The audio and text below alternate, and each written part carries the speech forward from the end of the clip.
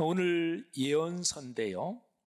예언서는 이제 구약 성경, 우리 한글 성경으로 쭉 뒤쪽에 제일 마지막 부분에 배치되어 있습니다. 이사야, 예레미야, 그리고 예레미야하고 예레미야 애가, 이건 아주 밀접하게 연관되어 있어요. 그리고 에스겔, 다니엘, 그리고 호세아, 요엘, 아모스, 오바디아, 요나, 미가, 나훔, 하박국, 그리고 스바냐, 학개, 스가랴, 말라기, 이런 책들입니다. 이 예언서를 앞에 있는 긴 책들을 대예언서 이렇게도 보통 부르고요. 뒤에 이제 쭉 붙어 있는 12개의 책을 소예언서 이렇게도 부릅니다. 자, 아무튼요, 예언서 이 내용에서 아주 중요한 게 예언, 예언자, 이게 무슨 뜻인가? 이것이 중요합니다. 한국 교회가 말하자면 상당히 많이 잘못 오해하고 있는 그게 바로 예언자 또는 예언의 은사, 이 얘기입니다. 보통 예언자 그러면 앞날 일을, 미래 일을 알아맞추는 사람, 뭐 이렇게 보통 생각을 하잖아요. 근데 성경에서 예언자란 뜻은 구약 성경에서 나비라고 하는데 그런 뜻이 아닙니다. 그 뜻이 두 가지가 들어있는데 첫째는 하나님으로부터 말씀을 받아서 받은 말씀을 대언한다, 이 뜻입니다. 그러니까 내 생각, 내 사상, 내 경험, 내 속에서 나온 어떤 거를 말하는 사람이 아니고요, 전적으로 밖에서 받은 절대 타자인 내 자아가 아니라 타자, 그것도 절대 타자 하나님이죠. 하나님에게서 받은 말씀을 그대로 대신 전한다. 그러니까 대언한다. 이 뜻이 예언자의 첫 번째 뜻이고, 이 사명을 위해서 부르심을 받았다. 이게 좀 더 강하게 얘기하면 징발됐다. 이게 이제 두 번째 뜻이에요. 징발한다는 게 무슨 뜻인가요? 나는 원하지 않는데 그런데 강제로 어떤 일에 끌려가는 것을 말하잖아요. 징발당한다. 이 예언자는 바로 그런 사람이에요. 그래서 예언자들 중에서 예레미야 같은 경우가 자기는 하나님 말씀을 대언하기가 싫은 거예요. 너무나 고통스러워요. 왜냐하면 이 예레미야 같은 경우는 특별히 남유다 왕국이 계속 망해가고 기울어가고 남유다 왕국이 완전히 끝장날 그때의 예언자로 활동했어요. 그러니까 하나님이 예레미야에게 주신 말씀은 계속해서 책망의 말씀, 망한다, 끝장난다, 이 얘기였어요. 물론 그 얘기만은 아니었고 그 뒤에 다 끝장나고 나서 하나님이 다시 이 민족을 세우신다. 그런데 끝장나기 전에 돌이키면 끝장이 안 날 수도 있습니까? 아닙니다. 그건 벌써 지나갔어요. 너희 민족은 망한다. 망하고 나서 너희가 얻어맞고 다시 회복될 것이다. 그러니까 예레미야가 얼마나 힘들었겠어요. 그러니까 막 고통스러워서 하나님, 저 하나님 말씀 전하지 않겠습니다. 한동안은 그랬어요. 그런데 속에 불이 타서 견딜 수가 없는 거예요. 그래서 다시 전하게 됐어요. 그러니까 예언자들은 자기가 원해서 하는 게 아니라 하나님이 너 이 말씀 전해, 그렇게 징발된 사람이에요. 그리고 그대로 말씀을 대언하는 사람이고, 그리고 이 예언자들은요, 말로, 글로, 글은 이제 써서 전하는 거고 말은 입으로 하는 거죠. 근데 그것만이 아니라 세 번째, 몸으로, 몸. 이 몸이란 얘기는 영혼, 정신, 신체 세 가지 중에서 신체만을 의미하기도 하지만 제가 지금 드리는 말씀, 말로, 글로, 몸으로 할 때 이 몸은 그 뜻이 아니고요, 영혼, 정신, 신체를 다 포함한 대표로서의 몸입니다. 그런 얘기를 인문학에서 많이들 써요. 어쨌든 사람의 삶 전체 그리고 존재 전체, 이거를 뜻하는 말로서 몸으로 그들은 말씀을 대언했어요. 그래서 대표적으로 호세아 선지자 같은 경우는 자기 부인이 간음을 저지르고 도망갑니다. 그런데 데리고 와요. 또 도망갑니다. 그런데 또 데리고 와요. 근데 그게 호세아가 자기의 온 삶으로 이스라엘 백성한테 전하는 메시지예요. 너희 이스라엘 백성은 내가 너희와 결혼했는데 너희가 불륜을 저지르고 도망갔다. 그래도 내가 너희를 사랑한다. 근데 이거는 기가 막힌 거잖아요. 그러니까 그 부부 관계가 깨지면서 그래서 하나님의 말씀을 전해라. 그래서 하나님이 깨트리신 건가? 그렇게는 볼 수가 없습니다. 그런데 어쨌든 대표적으로 뭐 그런 거, 하여튼 자기의 온 삶으로 하나님의 말씀을 전달하는 사람들이 바로 예언자입니다. 그러니까 무섭죠. 어렵죠. 이게 바로 그런 거예요. 그리고 예언자는 아까 제가 미래의 일을 알아맞춘다. 근데 그게 아니고요. 예언자는 과거도 얘기합니다. 미래도 얘기합니다. 그런데 과거를 얘기하고 미래를 얘기하면서 결정적인 거는 과거와 미래 이 얘기를 통해서 지금 너희가 이렇게 살아야 된다. 현재를 얘기하는 거예요. 과거는 해석하지요. 하나님의 거룩한 말씀의 빛으로 과거를 해석해서 너희 조상들이 이렇게 잘못 걸어왔다. 너 과거에 하나님이 너희 조상들에게 이런 명령을 주셨다. 그러니까 말씀의 빛으로 과거를 해석해요. 그리고 이 말씀의 관점으로 미래를 바라봅니다. 그리고 이 말씀대로 지금 여기에서 그렇게 살라고 현재에 대해서 이야기를 합니다. 이게 바로 대언자, 예언자입니다. 그래서 예언자라는 말은 사실은 성경에 있는 의미를 그대로 해석하면 대언자 이렇게 해석하는 게 사실은 제일 적당하기도 합니다. 사랑하신 여러분, 이 예언서 전체 다 책 숫자로 따지면 17권인데요.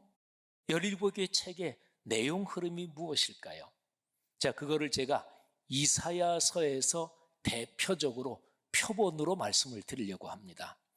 이사야서가 이 모든 예언서를 대표로 해서 표본으로 얘기할 만합니다. 이사야서는 모든 예언서의 전집이다. 이렇게도 볼 수가 있고요. 또 이사야서는 66장인데 성경이 66권이잖아요. 그런데 이사야서 66장에 성경 66권의 구조가 담겨 있다. 이렇게 성경학자들이 얘기해요. 구약이 39권이죠. 이사야 1장부터 39장까지는 무서운 책망의 말씀이에요. 구약이 꼭 다 그런 건 아니지만 책망의 말씀이 많죠. 그리고 이제 신약이 27권이 있죠. 죄악에 빠져 죽을 수밖에 없는 그런 이스라엘 민족 인류에게 책망하시고, 그리고 이제 예수 그리스도가 오셔서 당신이 그 책망을 받으시고 당신이 그 형벌을 받으시고 그리고 인류를 구원하시는 소망 위로잖아요. 그래서 신약 27권 위로와 소망과 십자가의 사랑, 이게 이사야서 40장부터 66장까지 27장에 나와 있어요. 40장은 그렇게 시작합니다. 위로하라, 위로하라. 내 백성을 위로해라. 그런 말씀이 나와요. 그래서 이제 이사야 66장에 구약 39권, 신약 27권의 구조가 각각 39장, 27장에 담겨 있다. 이렇게 얘기하는 거죠. 자, 저는 이사야서 1장 1절부터 10절하고 제일 끄트머리 66장 이 두 군데를 설교 본문으로 제가 선택했어요. 자, 여러분 여기에 보면은 1절에 보면 먼저 대전제로 이렇게 나옵니다. 아모스의 아들 이사야가 본 계시라. 계시가 뭐예요? 하나님이 자신을 보여주시는 거예요. 하나님은 어떻게 자신을 보여주시나요? 말씀으로 보여주십니다. 그러니까 이사야가 하나님께 받은 말씀이다. 하나님이 자신을 결정적으로 보여주는 것이 하나님의 아들 삼위일체 안에서 하나님 자신이신 예수 그리스도가 오신 거잖아요. 말씀이 육신이 되셨잖아요. 요한복음 1장 14절 하나님이 말씀하셨어요. 그래서 그 말씀으로 거역하는 이스라엘 백성을 책망합니다. 내가 너희의 부모다. 그런데 너희들이 나를 거역했다. 짐승도 그 기르는 사람을 안다. 그런데 너희는 짐승만도 못하다. 여러분 실제로 3절은 그런 내용이에요. 그러면서 죄악의 내용을 지적합니다. 그 결정적인 건 뭐냐면 하나님을 떠난 거, 하나님을 버린 거예요. 근데 구체적으로는 하나님의 말씀을 더 이상 듣지 않고 읽지 않고 하나님의 말씀과 멀어진 것입니다. 그래서 신체의 고통이 온갖 종류로 신체의 고통이 임하고 그들이 사는 땅에 흉작 그리고 온갖 고통이 임하고, 그런데 하나님은 긍휼의 하나님이세요. 그래서 이사야서 1장 9절에 보면 이런 표현이 있어요. 여호와께서 우리를 위해서 생존자를 조금이나마 남겨두셨다. 만일 그러지 않았으면 우리는 소돔과 고모라처럼 완전히 다 망해서 없어졌을 것이다. 소돔과 고모라 아시죠? 하늘에서 하나님이 유황과 불비를 내려서 완전히 싹 없애버리셨어요. 이스라엘 백성은 하나님이 그래도 긍휼을 베푸셔서 조금은 남겨놓으셨습니다. 그리고 이제 10절에서 이스라엘 백성을 향해서 이렇게 얘기합니다. 이건 사실은 충격입니다. 너희 소돔의 관원들아, 너희 고모라의 백성아. 아니, 가장 타락해서 하나님이 완전히 없애버린 그 도시가 소돔과 고모라인데 하나님이 선택하신 이스라엘 백성한테 너희 소돔 고모라야 이렇게 말씀하시는 거예요. 그런데 하나님이 그래도 남겨놓으셨으니까 이 말씀을 들을 수 있는 거죠. 그런데 회복돼야 돼요. 어떻게? 10절에 여호와의 말씀을 들을지어다. 우리 하나님의 법에 귀를 기울일지어다. 뭐 표현은 달라도 똑같은 내용이죠. 말씀으로 돌아가야 한다 하는 것입니다. 자, 이사야서 66장 맨 마지막에 나오는 말씀이 무엇일까요? 이사야 66장에는 2절과 5절에 같은 표현이 반복이 돼요. 하나님의 말씀을 듣고 떠는 자. 이 떤다는 얘기는 그 말씀을 경외하는 마음으로 듣고 그 말씀을 들어서 실천한다는 거예요. 하나님의 말씀을 듣고 떠는 자. 여러분 살면서 뭐에 떠십니까? 어떤 얘기를 들었을 때, 예를 들어서 여러분이 직장에 다니는데 뭐 과장이고 부장인데 회장이나 또는 그룹 총수가 어떤 책망을 한다. 그러면 떨리지요. 그잖아요. 근데 살면서 뭐가 제일 떨리십니까? 말하자면 어떤 것을 제일 중요하게 여기고 그거를 경외하고 야 이건 중요한 얘기니까 절대로 잊어버리지 않고 뭐를 그렇게 하십니까? 이사야서 66장에서는 하나님의 말씀을 듣고 떠는 자, 그 사람들이 소망이다 이렇게 말씀을 하는 거예요. 그리고 맨 마지막 23절, 24절 거기에서 이렇게 말합니다. 매월 초하루와 매 안식일에 모든 혈육이 내 앞에 나와 예배하리라. 우리 사랑하는 오늘도 우리 인터넷으로 예배 참석하시는 분들이 있죠. 우리 코로나19 중에 줌으로 예배 드리는 게 많은 교회들에서 하는데 피치 못할 사정이 있을 때 줌으로 예배 드리는 거 좋습니다. 그런데 우리 교회 성도님들 중에서 지금 일부 예배에도 코로나 이후에도 예배당에 나오지 않으시고 계속해서 인터넷으로만 예배 드리는 성도님들께 담임 목사로서 권면합니다. 나오셔야 됩니다. 그래서 어느 교회는 아예 코로나19가 끝난 뒤에 인터넷 예배를 완전히 탁 끊어버렸어요. 더 이상 안 한다. 우리 교회 안 나와도 괜찮다 이러고 끊어버렸어요. 근데 저는 생각하기를 이 상황이 바뀌어서 인터넷 예배는 계속돼야 된다. 지금 제가 이렇게 권면하는데 인터넷 예배 드리는 분들한테 그분들 중에서 아이고 성락교회 아니면 다른 데 나가지 이러실 분도 혹시 계실지 모르겠어요. 여러분 교회에 대해서 그렇게 생각하면 그건 벌써 신앙이 심각하게 병들고 망가진 거예요. 이사야 66장 맨 마지막에 매 안식일마다 오늘의 주일이죠. 여호와 앞에 내 앞에 나와 예배할 것이다. 자, 그런데요 그 다음에 맨 마지막 절 24절에 이렇게 기록이 되어 있습니다. 그들이 나가서 예배하는 사람, 하나님 앞에 예배하는 사람들이 나가서 하나님께 패역한 자들의 시체를 볼 것이다. 그 벌레가 죽지 아니하며 그 불이 꺼지지 아니하며 모든 혈육에게 가증함이 되리라. 그들이 나가서, 그러니까 예배의 자리 말고 밖으로 나가서, 그러니까 예배하지 않는 사람이지요.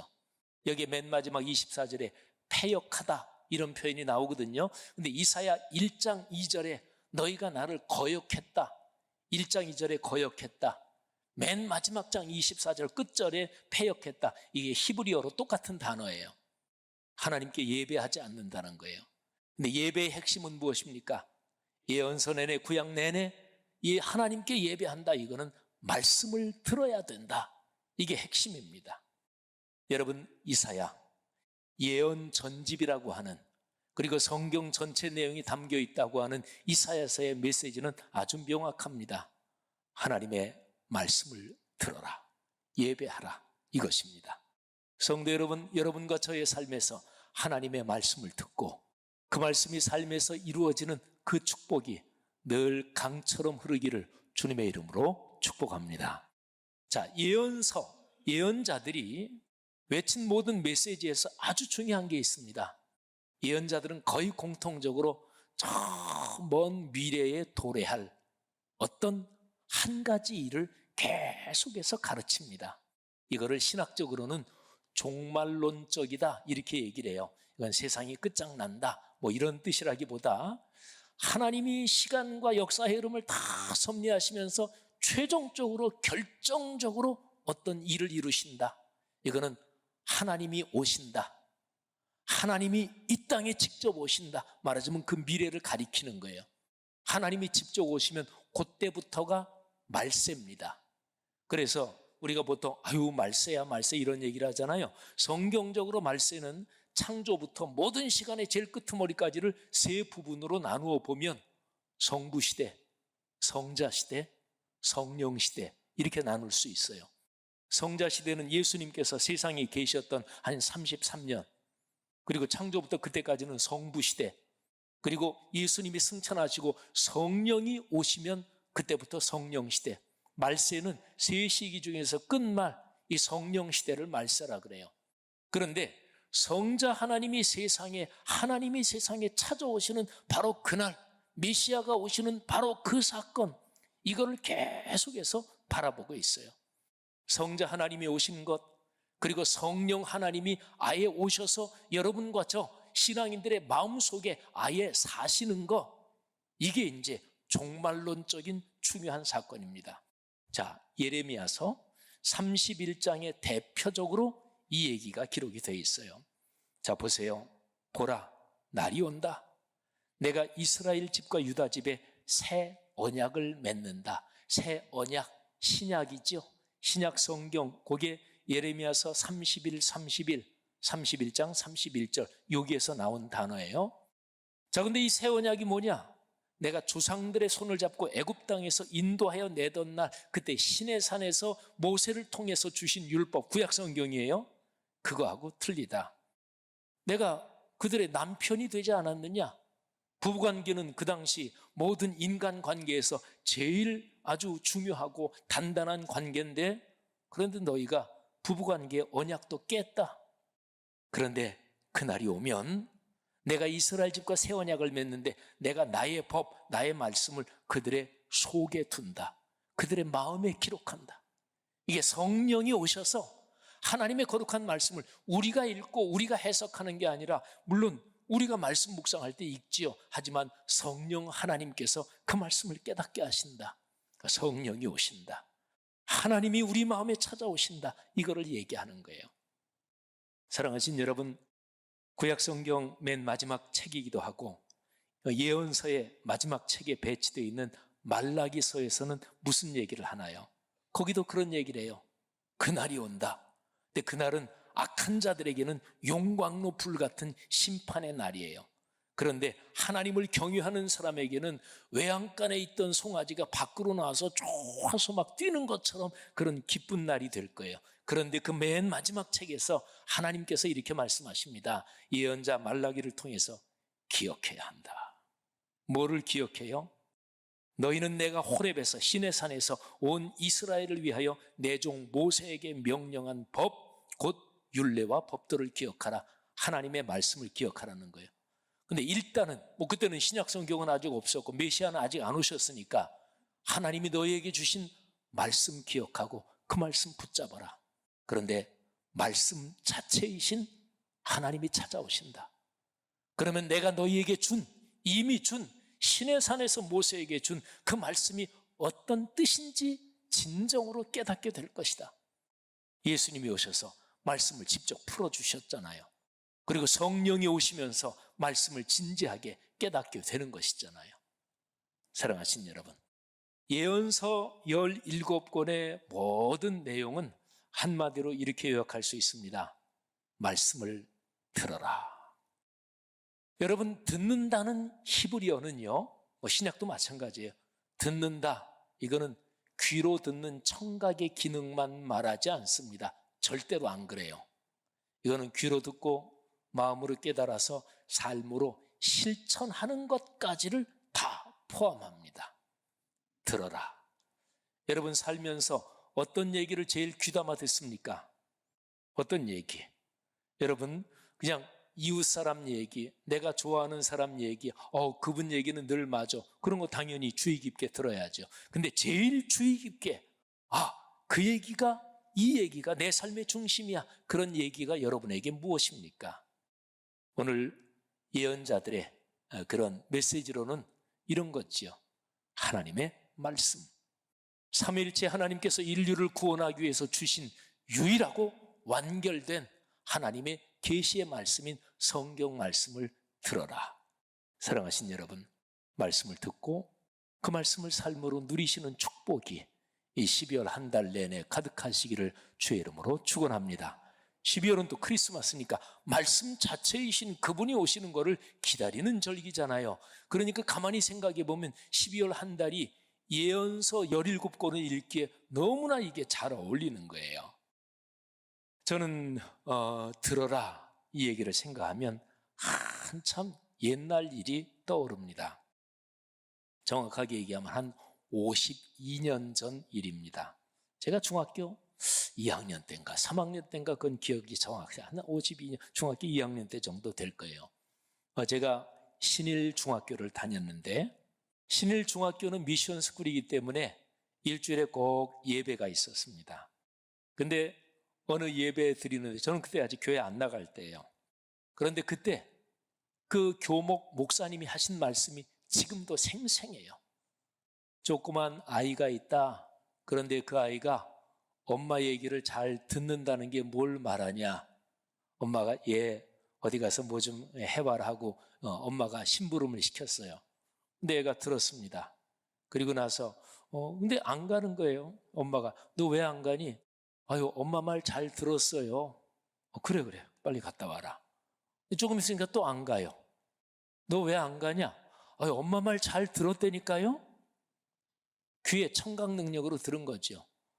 엄마 말을 잘 듣는다는 게 그거를 의미하는 거예요? 그건 아니잖아요. 근데 그 목사님이 키가 좀 자그마하신 분이에요. 안경 쓰시고. 근데 이렇게 비슷하게 설명을 하시더니 갑자기 확 소리를 높여서 이렇게 얘기하는 거예요. 애들도 아는 거를 왜 어른들이 그리스도인들이 모르는 겁니까? 이거보다 더 셌을 거예요. 사랑하신 여러분, 듣는다는 게 나 귀 청각 능력 좋다 그걸 의미하는 거예요? 아니잖아요. 듣고 실천하는 거잖아요. 그 목사님이 이귀선 목사님이십니다. 사랑하신 여러분, 예언자들이 들으라. 그 얘기는 그걸 말해요. 사랑하는 성도 여러분들이요, 이 크리스마스 아름다운 계절에 하나님의 거룩한 말씀을 듣는 여러분과 제가 되기를 주의 이름으로 축원합니다.